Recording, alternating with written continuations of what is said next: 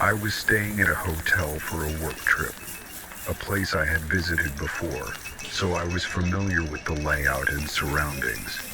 It was a decent hotel, nothing too fancy but comfortable enough for the week I would be there. After long days of meetings and presentations, I would often return to the hotel in the evening to unwind. The lobby was always quiet in the evenings, with just a few guests coming and going.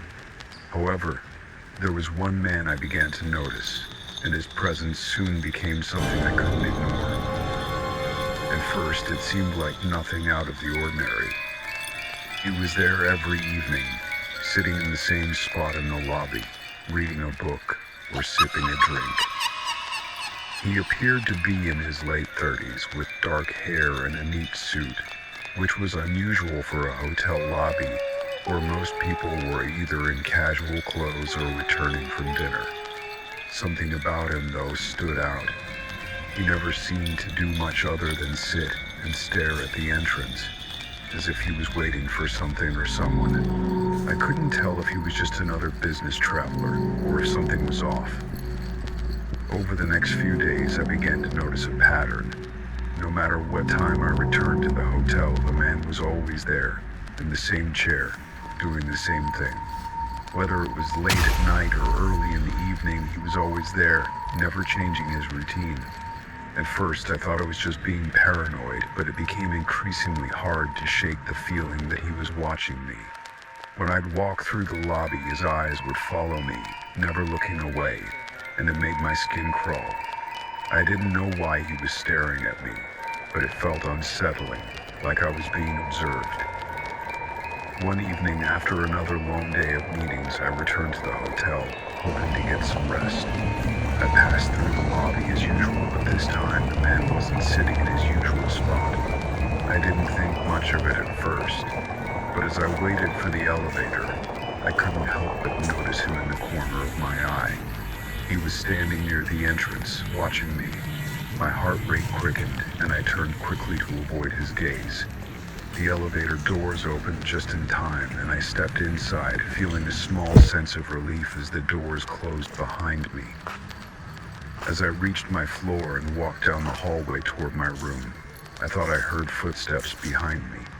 At first, I dismissed it, assuming it was just another guest returning to their room. But when I reached my door and fumbled for my key card, I heard the footsteps get closer. My heart skipped a beat as I turned, expecting to see another guest walking by. Instead, I saw him, the man from the lobby, standing a few feet away, looking directly at me. His eyes locked onto mine, and for a moment there was an uncomfortable silence between us. "Can I help you?" I asked, my voice trembling slightly. He didn't respond immediately.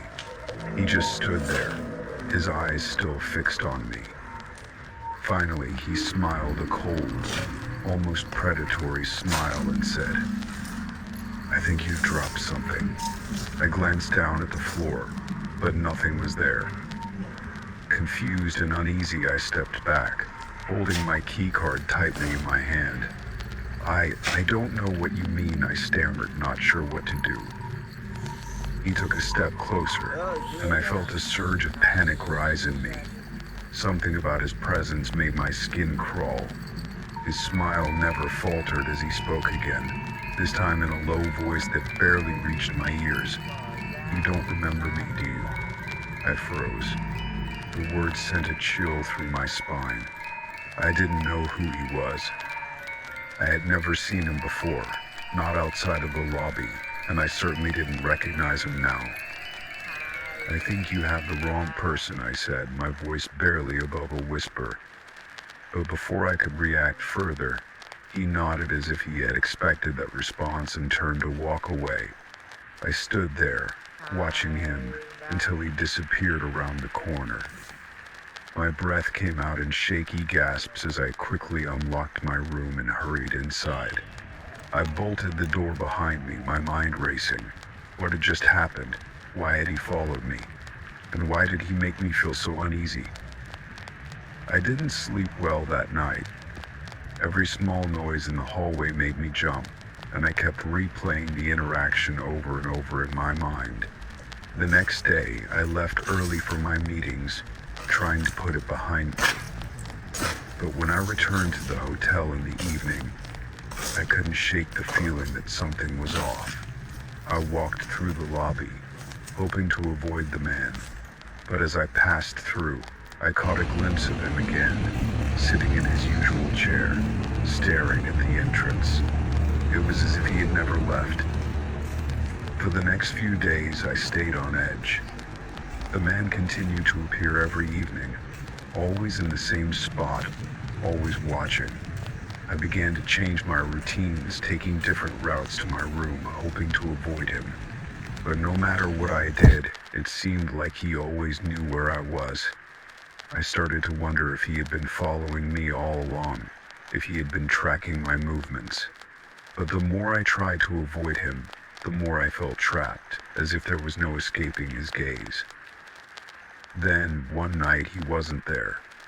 I walked through the lobby, expecting to see him sitting in his usual spot, but the chair was empty. I couldn't explain the sudden feeling of relief that washed over me, but I didn't question it. Maybe he had finally checked out or left for good. I returned to my room that night, locking the door behind me and falling into bed with the sense that I could finally relax. But the next morning, when I went to check out, I was told something that made my blood run cold. The receptionist mentioned that the man had checked out earlier that morning, right before I had arrived to pay my bill. But when I asked for a room number or any further details, the receptionist hesitated and told me that he didn't have a reservation under his name. No one knew who he was. I left the hotel in a daze, not fully understanding what had just happened.